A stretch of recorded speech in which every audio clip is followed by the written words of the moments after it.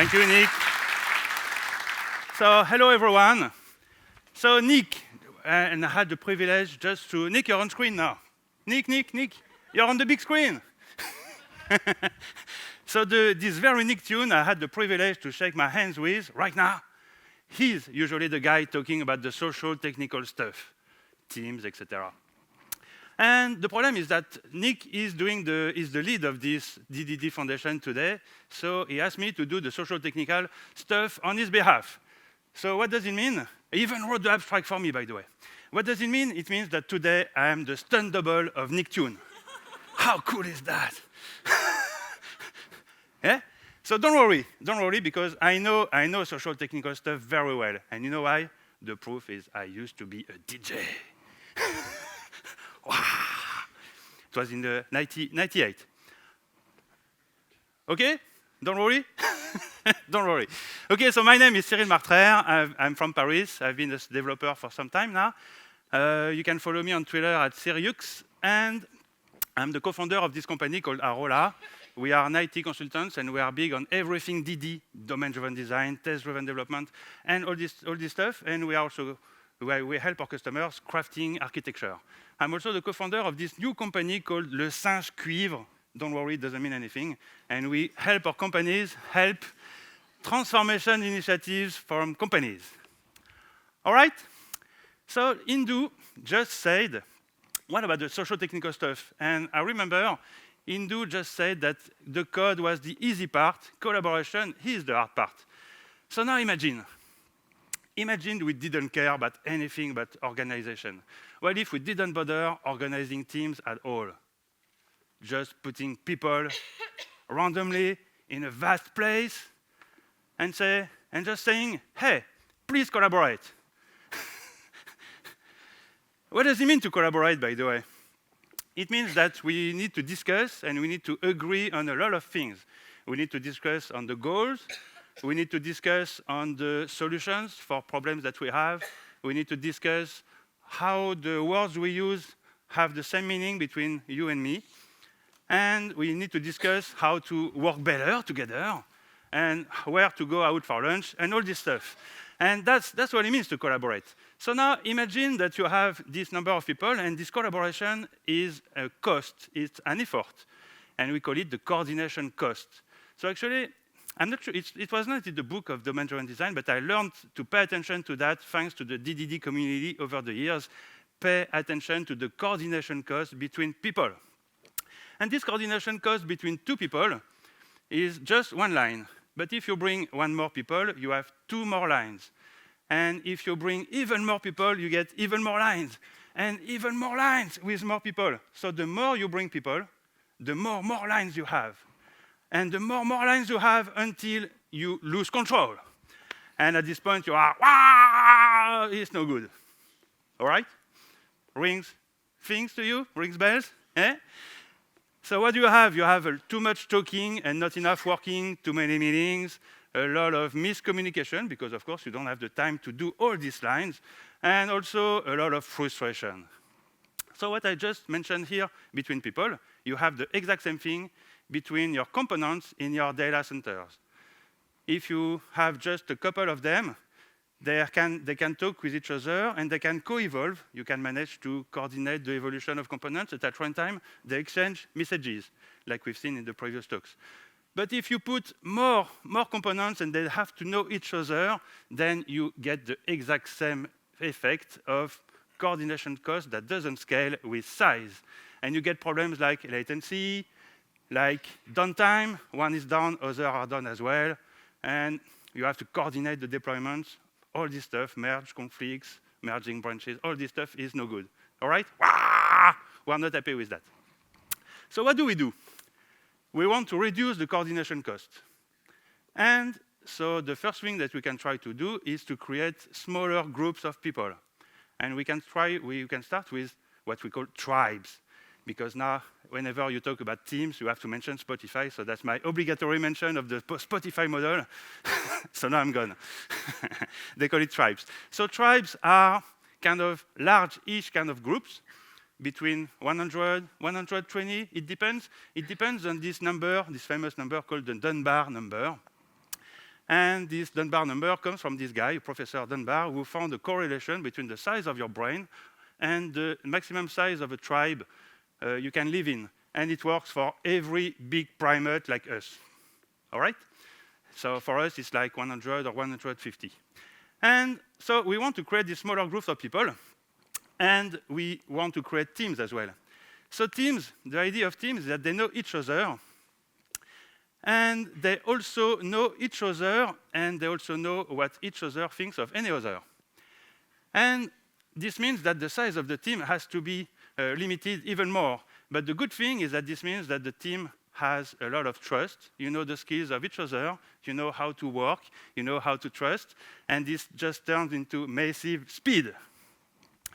And so, for instance, James Lewis from ThoughtWorks found out, when they researched this topic, they found out that when you have work in the team, and whenever the work has to go outside of the team, you lose an order. It becomes an order of magnitude slower. And so that's the superpower effect of a team. A team is not just a random group of people. It's a group of people with superpower of going super fast inside the team. And whenever you go out, you go super slow. So that's very easy. But the problem with that is that the team is limited in size. And you've heard about these names of 2 pizza teams, 5, 9 people. 5, 4, 5, 6 is a very good number, in fact. So there's this max size of everything, the max size of tribes, the max size of teams. It's all about max size. And this is something that is a given. You just can't beat that. If you try to create a bigger team, you end up with clans inside. It will de facto fragment into smaller subgroups that are implicit, which is even worse. So the game now becomes if you want to game this, the only thing you can do is who deserves to be in this team, given the max size is a limited resource, kind of.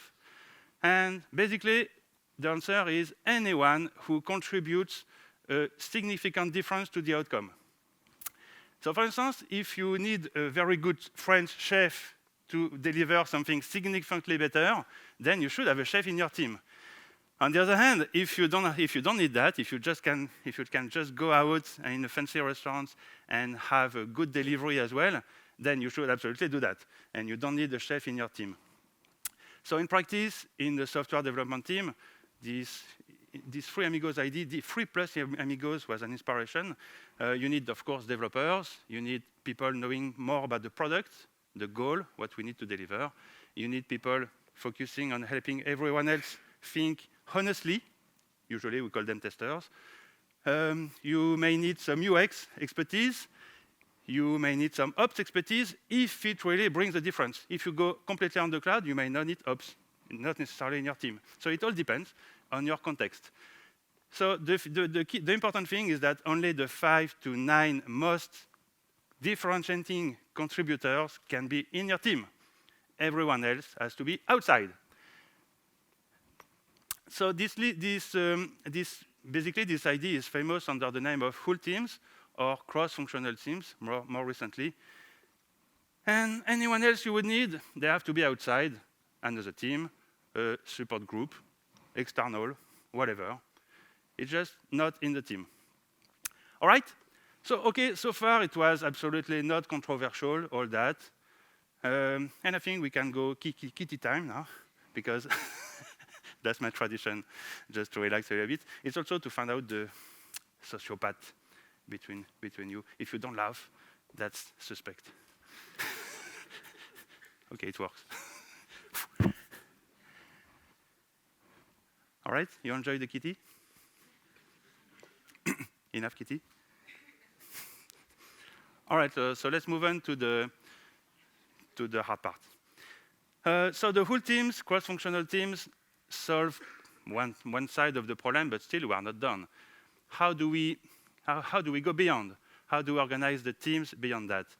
And the answer, like everything, the answer is in the blue book of domain-driven design. And the answer is called bandit context, because it's always the case. And actually, I will prove that. The answer to every question is, it depends, you know? And it depends on what? It depends on something that was in this book that was called bounded context. It depends on the context. It depends on the bounded context.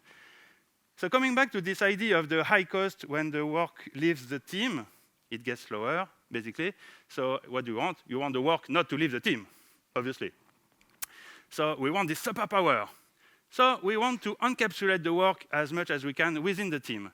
So looking back to these lines of collaboration between people, actually they don't collaborate equally anyone with anyone. Some collaborate more. They have to because of the work to be done. So we can draw that with thicker lines. And Alberto Bandolini, if I remember well, introduced me to this idea long ago, but it changed my mind. So I hope it will change yours as well.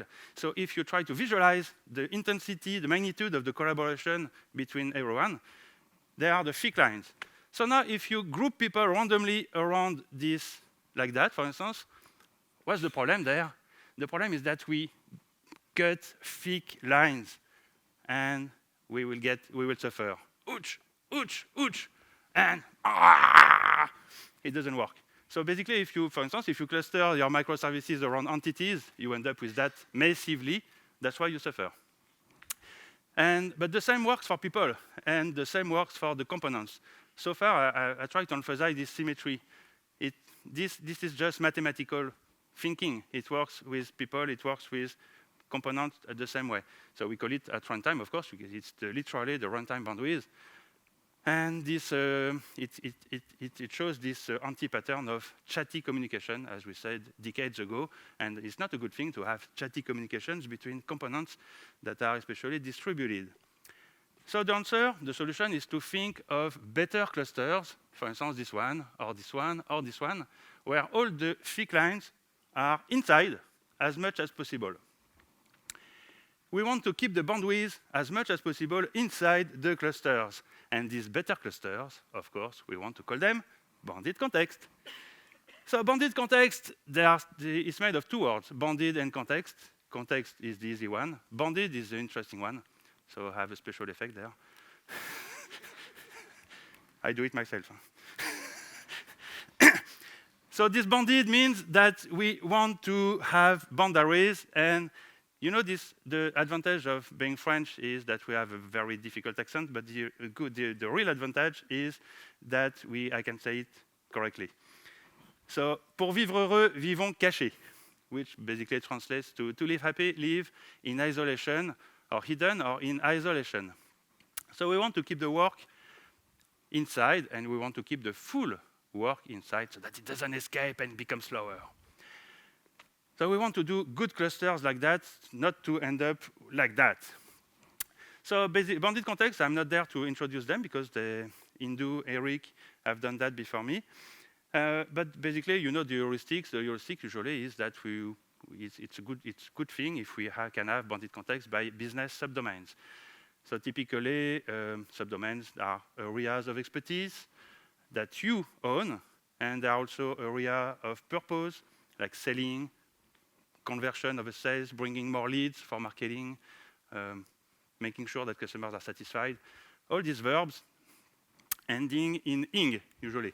Billing, shipping, recommendation, attention as well. And all these things. So basically, the idea is to focus on thinking business. How do people think about the business as business functional areas that independently of the technical? And then our goal over the years will be to get the components of the system closer to the alignment, to the boundaries of the thinking of the domain. Event storming can help. So through this conference, you can learn event storming there are many opportunities for that. So here, for instance, you have many events, domain events on the wall.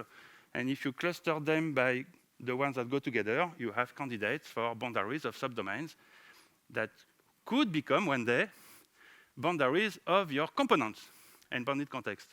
And here's the standard list of e-commerce subdomains for a very standard e-commerce bigger domain. So everything marketing, acquisition, conversion of the sale, fulfillment, and then the rest of the back office. So over the last years, we found out that subdomains may even fragment even more when you go closer to your audience, to your markets. Like, for instance, B2B and B2C may be considered differently at the very level, next to the touch points to the market. So there may be different bandit contexts as well, based on experience by persona. Like, that's something that my customers experienced a lot more recently. And out of all these subdomains, some are very generic subdomains.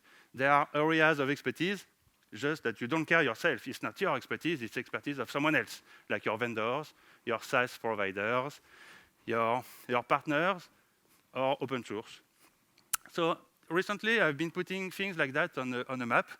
These are all the subdomains that I would expect one day to be the ideal boundaries of our components if we ever reach this point. So you can see at the top, we have all these boundaries by audience, and in the middle, you have all these boundaries by subdomains that you would probably share more between the audience. And at the bottom, we have the very generic one. Some people call them enablers. And for instance, we can already conclude from that the enablers, we don't have to do them ourselves. We can delegate, go software as a service, maybe offshore. Actually, they don't have to be. They are generic, which means that they don't depend on your specific needs. You can take them off the shelf.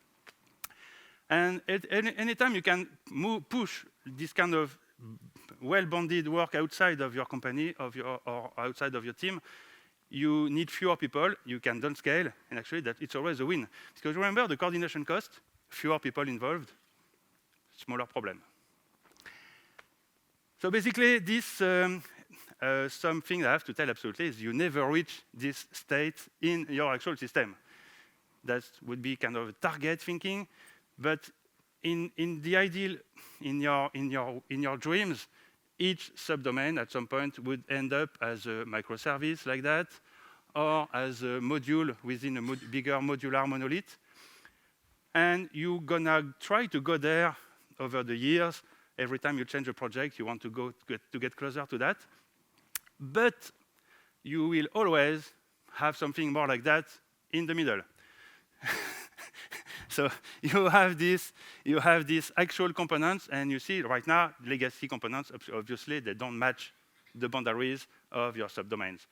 And so basically, you have work to do there and there and there, and you will do it whenever you start working on the related components. You don't have to do that up front, of course. And so you never quite achieve perfection, and just c'est la vie, I would say. And I would say correctly, c'est la vie. Okay, so basically, organizing teams, how did we do before bandit context? Traditionally, it was all about the debate, the rage, or the debate, bias debate, by the way, between component teams and feature teams. So if you draw the components vertically and the features horizontally, you have this two-dimensional matrix, and traditionally, we call component teams organized around the component, around the DLL, a sub-project, something like that. And we call feature team a team organized around the delivery of some set of features for some commissioner, for instance. And so they are more vertical there.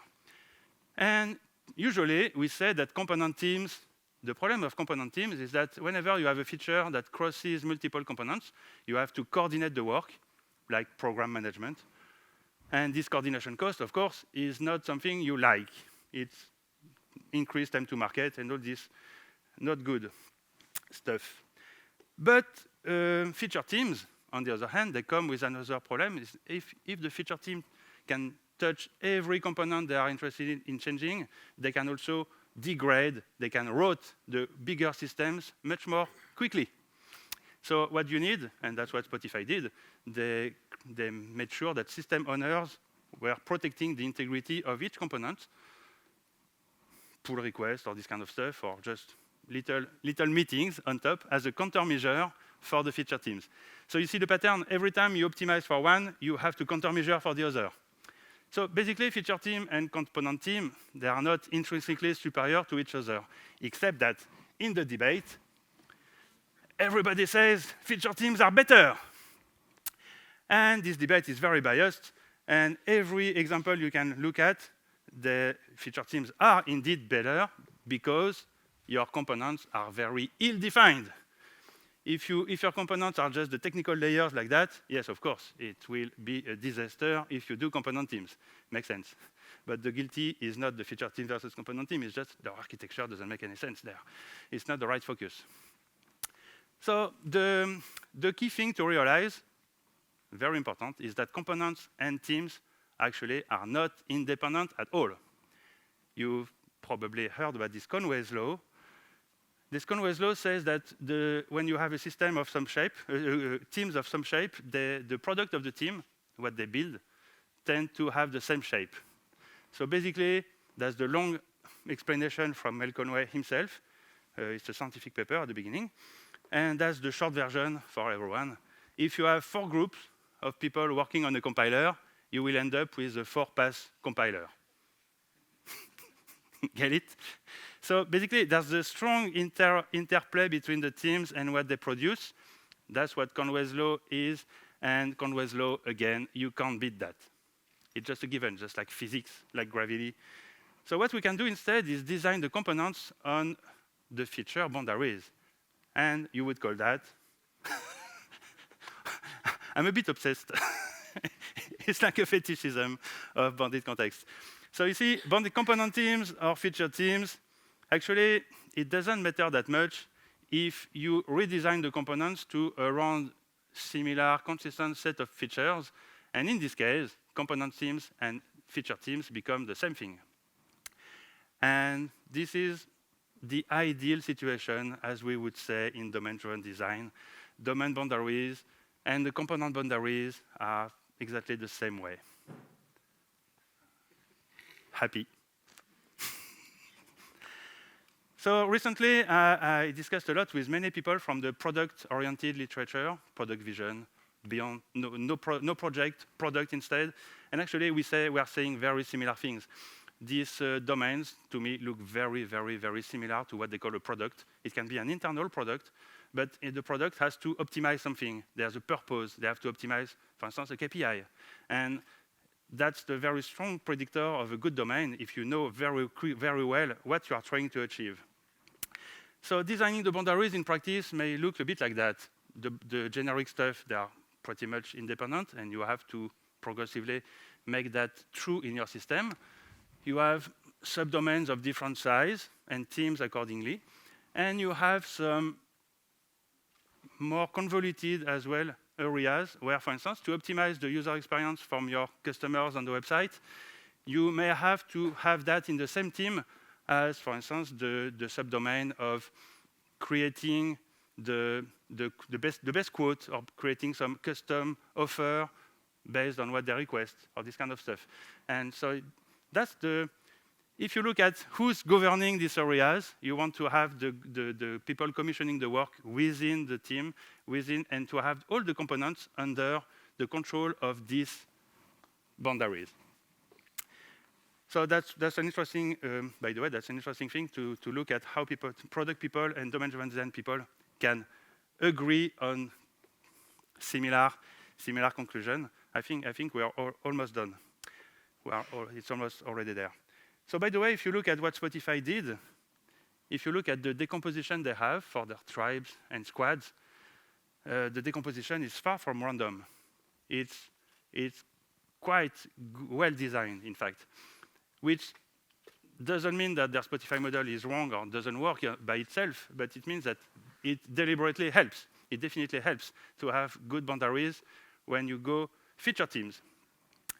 So of course, in practice, you will never have this perfection of perfect components, perfect teams. In practice, you will have some of this as well.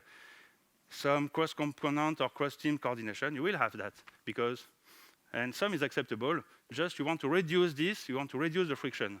And because actually life is life. Oh, no, sorry, c'est la vie. And whenever you will have that, and you will have that in a few places, what you have between these components, between these teams, will be what we call a contract. And the rule of a contract is that it's supposed to be stable so that each side can change whenever they want, independently. So you don't want to slow down anyone. So you have to pay very close attention to contracts that have to be very stable. And I will conclude on that. For developers working in this kind of environments, you have to know your shit at contracts. Everywhere you have a friction, a transition between a component and another, between a team and another. You have to know all your decoupling patterns. Because all the avoidable coupling, all the code changes that you can avoid, you have to avoid them. And typically, this list of techniques comes in very handy to do that, like depending on a third-party contract instead of depending on your own contracts, when you can tunneling something through another component, but the component in the middle doesn't have to know what's going through it, so you can change it, it doesn't care. Doing something key value, like generic, you don't have to change it. It's another idea. Publishing your own published language, as it's from the DDD book, this one, that other can call. That's, for instance, that's what Slack is doing. You know, in Slack, you can integrate many other tools, but Slack doesn't care. The other tools can integrate into Slack, but Slack creates a published language in JSON that you can hack with to integrate your application within Slack. Slack doesn't care. You don't have to change Slack. You can always do whatever you want without changing the other side, pretty much.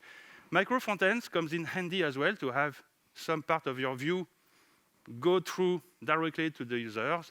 They are not magic, but they are interesting to investigate.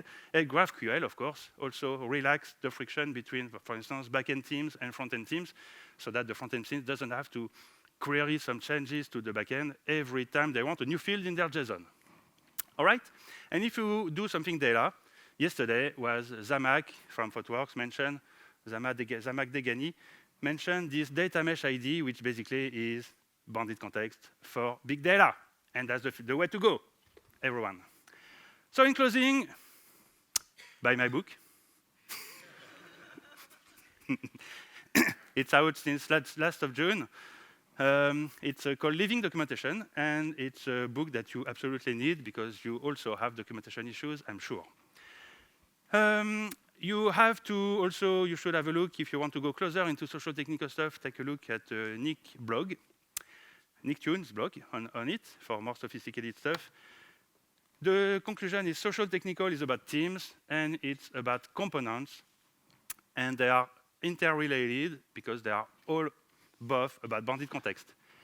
Take care of your bounded context, and they will take care of yourself. Thank you very much.